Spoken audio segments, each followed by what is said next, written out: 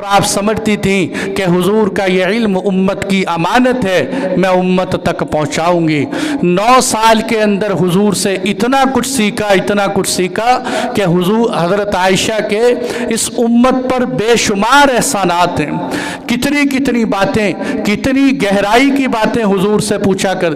ایک دفعہ اماں جان فرماتی کہ میں نے حضور صلی اللہ علیہ وسلم کو دیکھا کہ آپ دعا مانگ رہے، اللہم حاسبنی حسابا یسیرا، اے اللہ میرا آسان حساب لینا قیامت کے دن، اللہم حاسبنی حسابا یسیرا۔ اور قرآن میں بھی اللہ ایک جگہ فرماتے ہیں وَأَمَّا مَنْ أُوتِيَ كِتَابَهُ بِيَمِينِهِ فَسَوْفَ يُحَاسَبُ حِسَابًا يَسِيرًا، کہ قیامت کے دن جس کو نامہ اعمال دائیں ہاتھ میں ملا، اللہ اس کے ساتھ آسان حساب کریں۔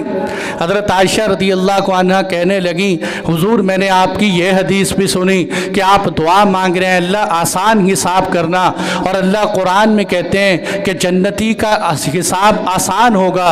میں نے آپ کی ایک اور حدیث بھی سنی ہے کہ آپ نے فرمایا من نوکش عذب، کہ جس کا قیامت کے دن حساب ہو گیا وہ پھنس گیا، وہ ہلاک ہو گیا، اس لیے کہ اللہ کے سامنے کون حساب دے سکتے ہیں، وہ تو بڑی قادر مطلق ذات ہے۔ اور اے اللہ کے محبوب، ادھر آپ کہہ رہے ہیں حساب آسان ہوگا، ادھر آپ کہہ رہے ہیں جو حساب جس کا ہو گیا وہ پھنس گیا۔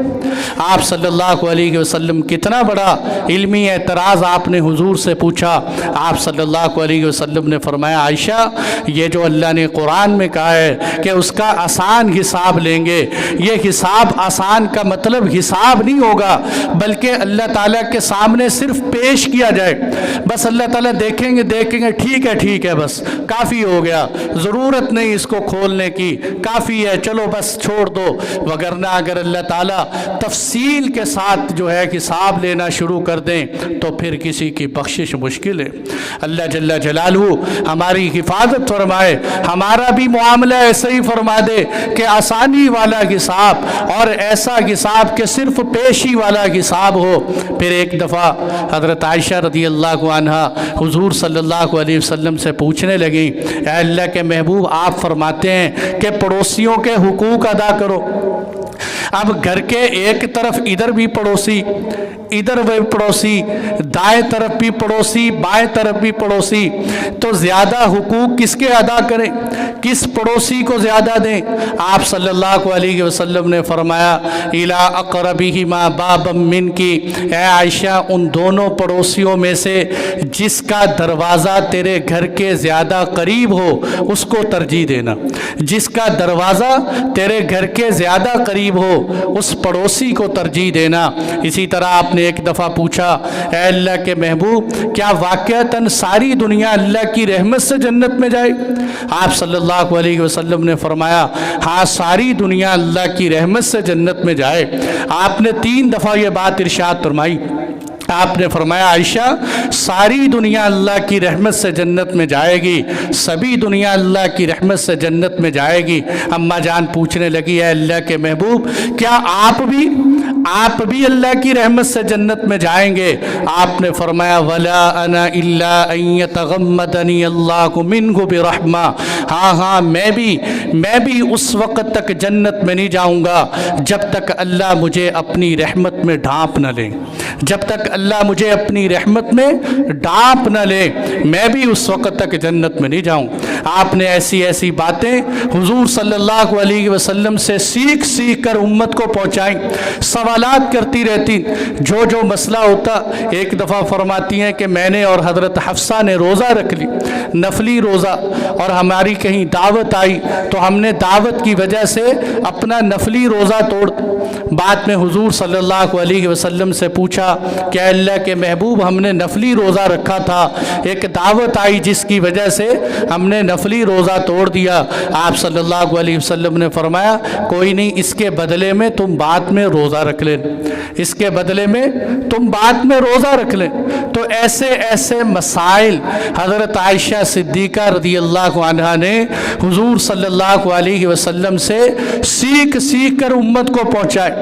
ایک دفعہ بڑی عجیب حدیث سناؤں، حضور صلی اللہ علیہ وسلم نے دعا مانگی अल्लाहुम्मा अह्यिनी मिस्कीना व अमितनी मिस्कीना वहशुरनी फ़ी ज़ुमरतिल मसाकीन।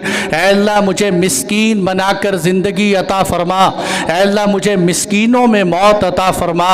ऐ अल्लाह क़यामत के दिन जब तू मेरा हशर करे, मुझे उठाए तो मुझे मिस्कीनों की जमात में उठाना। ऐ अल्लाह मुझे मिस्कीन बनाकर ज़िंदा रख, मुझे मिस्कीन बनाकर मौत अता फ़रमा। क़यामत के दिन जब तू मुझे उठाए तो मुझे मिस्कीनों की जमात में से उठाना। हुजूर सल्लल्लाहु अलैहि वसल्लम मिस्कीनों की कितनी बड़ी दुआ। अब उम्मत के मिस्कीनों को परेशान होना चाहिए कि जिनके साथ हुजूर साथ निभा कर गए, इतना बड़ा तसल्ली और हौसला और दिलासा देकर गए। इसलिए मेरे दोस्तों, जिसके पास एक वक्त का खाना हो या जिसके घर का चूल्हा न जलता हो, वो परेशान ना हो कि हुजूर कह रहे हैं ऐ अल्लाह मुझे मिस्कीन बनाकर ज़िंदा रखना, मुझे मिस्कीनों में मौत देना, मुझे मिस्कीनों के साथ क़यामत के दिन हशर फरमाना।